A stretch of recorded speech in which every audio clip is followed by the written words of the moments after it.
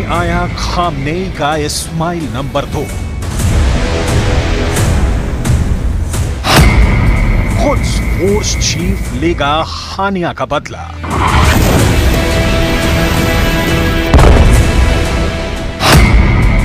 Iran का सरदार कानी लेगा मोसाद की कुर्बानी।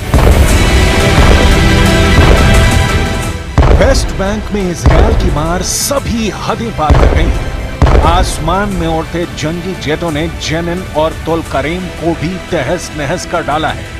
आईडीएफ की ग्राउंड फोर्स के गनमैन हमास लड़ाकों को दौड़ा दौड़ा कर मौत के घाट उतार रहे हैं। लेकिन इतने सफल ऑपरेशन के बाद भी नेतन्याहू की टेंशन बढ़ती जा रही है। हमास से जंग लड़ रहे इजरायल को असल चैलेंज वॉर जोन से दूर मिल रहा है।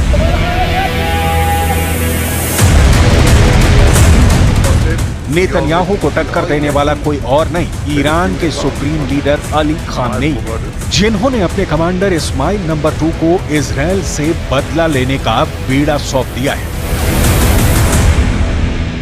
कौन है ये इस्माइल नंबर 2? इस्माइल कानी को क्यों कासिम सुलेमानी से बड़ा पावरफुल और खूंखार बताया जा रहा है? क्या नेतन्याहू और मोसाद एजेंट के रेडार पर पहले कभी नहीं आया खामनेई का इस्माइल नंबर 2? पूरे इजरायल फोर्स में खामनेई के इस लड़ाके के नाम की दहशत है। इस्माइल नंबर 2 का पूरा नाम इस्माइल कानी है। नसरल्ला से भी ज्यादा शातिर दिमाग और खुराफाती खोपड़ी वाला ये टॉप कमांडर नेतन्याहू के नाम बारूदी लेटर भी लिख चुका है। از این عمل جنایتکارانه چه توسط محور مقاومت و چه توسط جمهوری اسلامی ایران قطعی است. क्या है वो पैगाम जाने उससे पहले लाल सागर से उठता बारूदी धुआं और यमन में इजरायल के खिलाफ मोर्चा खोल रही इस भीड़ को देखिए। लाल सागर में हूथी विद्रोहियों ने ग्रीस के शिप को मिसाइल धमाके से उड़ा दिया। ग्रीस के सोनियन ऑयल टैंकर को तबाह करने के बाद हूथी विद्रोहियों ने इसके आसपास घेरेबंदी कर रखी है। जैसे ही ग्रीस के ऑयल टैंकर पर रेस्क्यू मिशन शुरू होगा, हूथी विद्रोही नए सिरे से हमला करने के लिए तैयार बैठे हैं। उधर यमन में हूथी लड़ाकों ने इजरायल के खिलाफ जोरदार प्रदर्शन किया। यमन में हजारों हथियार बंद हूथी विद्रोहियों ने झंडे बैनर के साथ इजरायल को बर्बाद करने की चेतावनी जारी की। नेतन्याहू का पूरा जोर हमास चीफ याह्या सिनवार पर लगा है।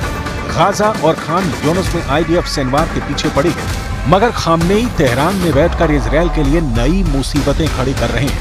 ईरान के सुप्रीम लीडर का वॉर प्लान इजरायल से 4 कदम आगे का है।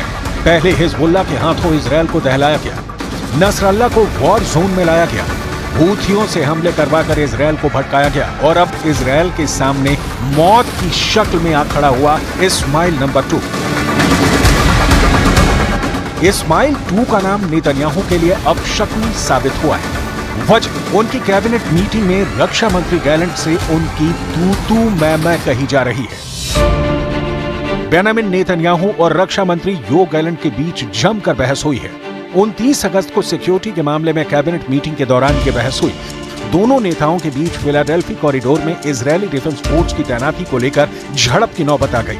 टाइम्स ऑफ इजरायल की रिपोर्ट के मुताबिक नेतन्याहू ने गैलेंट से फिलाडेल्फी कॉरिडोर में सैनिकों की तैनाती को बरकरार रखने को कहा था, जबकि गैलेंट फिलाडेल्फी कॉरिडोर की बजाय गाजा में बंधक बनाए गए इजरायली लोगों को छुड़ाने की वकालत कर रहे थे। जोरदार बहस के बाद फिलाडेल्फी कॉरिडोर पर मंत्रियों को वोटिंग कराने की नौबत आ गई, जिससे भड़के नेतन्याहू ने साफ साफ कहा कि हमास हमारी शर्तों को मानने को तैयार नहीं, यानी समझौता नहीं होगा और ना ही बंधक छोड़े जाएंगे।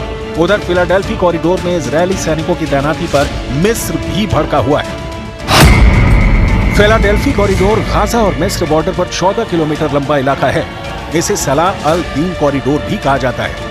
मिस्र और इजरायल के बीच 1979 के कैंप डेविड शांति समझौते के तहत इसे बफर जोन रखा गया। फिलाडेल्फी कॉरिडोर का इस्तेमाल इजरायल सप्लाई रूट की तरह करता है। वहीं हमास लड़ाकों पर इस कॉरिडोर के जरिए हथियारों के स्मगलिंग के आरोप लगते हैं।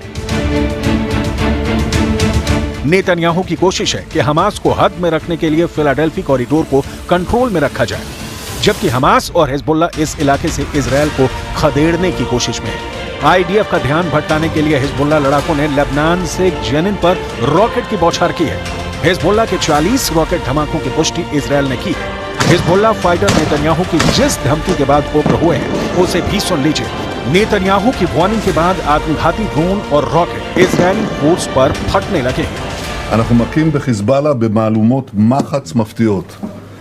לפני 3 שבועות אנחנו חיסלנו את הרמטכ"ל שלו, היום סיכלנו את תוכנית התקיפה שלו, נסראללה בביירות וחמינאי בטהרן.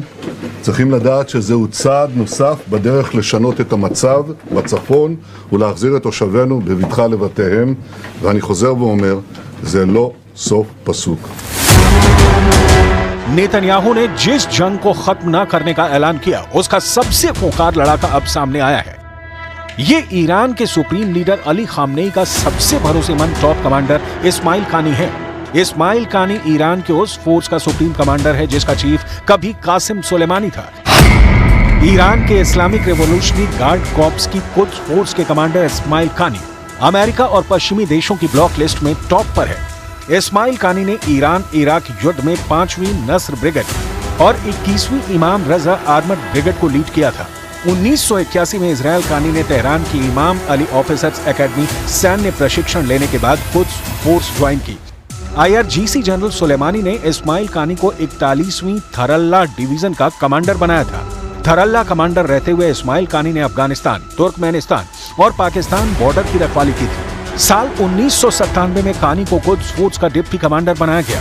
जनरल कासिम सुलेमानी की मौत के बाद खामनेई ने इस्माइल कानी को कुछ फोर्स का चीफ बनाया। इस्माइल कानी पर खामनेई को सबसे ज्यादा भरोसा है। इजरायल से बदला लेने के लिए कानी ने जो पैगाम भेजा है उससे मेजर जनरल मोहम्मद बाघेरी की जुबानी सुन लीजिए।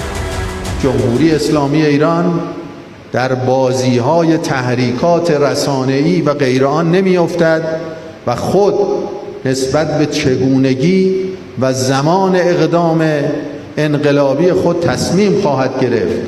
محور مقاومت نیز هر کدام به تناسب توانمندی‌ها و تدابیر خود این انتقام‌ها را صورت خواهند داد که روز گذشته بخشی از آن رو इस्माइल हानिया की मौत के बाद इस्माइल कानी ने नेतन्याहू के नाम एक ओपन लेटर लिखा था जिसमें हानिया की जाबाजी का बखान करने के साथ कानी ने इजरायल को सबक सिखाने की धमकी भी दी थी। हालांकि खामनेई के इशारे के बाद इस्माइल कानी काफी दिनों तक शांत बैठा रहा, मगर सही मौके का इंतजार अब खत्म हो चुका है। इजरायल हर फ्रंट पर दुश्मनों से घिरा हुआ है। हूथी, हमास और हिजबुल्ला की तिकड़ी ने नेतन्याहू को 3 मोर्चे पर उलझा रखा है। ऐसे में जल्द कुछ फोर्स चीफ अपनी चाल चल सकता है। इस्माइल कानी IRGC की जिस कुछ फोर्स का चीफ है वो विदेशी जमीन पर सीक्रेट ऑपरेशन के लिए कुख्यात है। कुछ फोर्स ईरान के सर्वोच्च नेता अयतुल्ला अली खामनेई को सीधे रिपोर्ट करती है, यानी इस्माइल कानी को खुली छूट है। इस्माइल कानी के पास 5000 ऐसे खूंखार लड़ाके हैं जो सिर पर कफन बांध कर रहते हैं। इस्माइल कानी की लीडरशिप में कुद्स फोर्स की ताकत सीरिया के सिविल वॉर में दुनिया ने देखी है, जहां बशर अल असद के समर्थन में जुटी कुद्स फोर्स ने पश्चिमी देशों की संयुक्त सेना को धूल चटा दी थी। ये कुद्स फोर्स ही है जिसने इराक में 70 से भी ज्यादा शिया मिलिशिया ग्रुप बनाकर सुपर पावर अमेरिका को दहलाया है।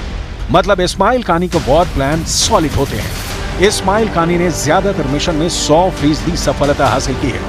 अली खामनेई के सबसे भरोसेमंद टॉप कमांडर को अब इजरायल से बदला लेने का जिम्मा मिला है, तो जल्द बड़ा धमाका होना तय है। इस्माइल कानी के लिए नेतन्याहू क्या प्लान बनाते हैं? क्या ईरान के वार से पहले इजरायल पलटवार करेगा?